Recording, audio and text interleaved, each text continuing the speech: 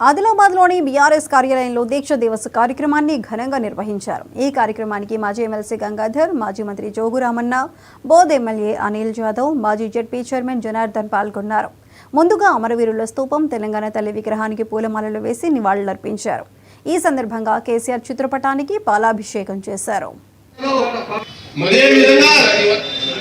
ఉమ్మడి ఆంధ్రప్రదేశ్లో పరిపాలించినటువంటి ముఖ్యమంత్రులు కానీ అక్కడ ఉన్నటువంటి మంత్రులు కానీ ఒక్క రూపాయి కూడా తెలంగాణకి ఇవ్వలేని పరిస్థితి. ఇవన్నీ పరిస్థితులు చూసి ఆ రోజు డిప్యూటీ స్పీకర్ ఉన్నాడు మన నాయకుడు.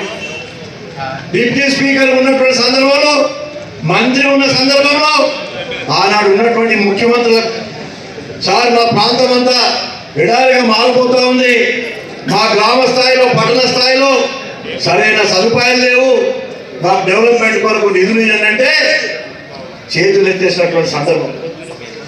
అవన్నీ చూసి తెలంగాణ తెచ్చుకుంటే తప్ప మా తెలంగాణకు న్యాయం జరగదు అనే దృష్టితోనే డిప్యూటీ స్పీకర్ కూడా రాజీనామా చేసి సూర్యాపేట జిల్లా చంద్రపాలెం పోలీస్ స్టేషన్ను ఎస్పీ సన్ప్రీత్ సింగ్ ఐపీఎస్ తనిఖీ చేశారు. సరిహద్దు వెంట పోలీసు నిఘా పటిష్టంగా ఉంచాలని, సీసీటీవీ కెమెరాలు ఏర్పాటు చేయాలని పోలీసులకు సూచించారు. కేసులు పెండింగ్ ఉండకుండా కోర్టు విధులు సమర్థవంతంగా నిర్వర్తించాలని, బాగా పనిచేసే సిబ్బందికి ఎల్లప్పుడూ ప్రోత్సాహం ఉంటుందని ఎస్పీ చెప్పారు.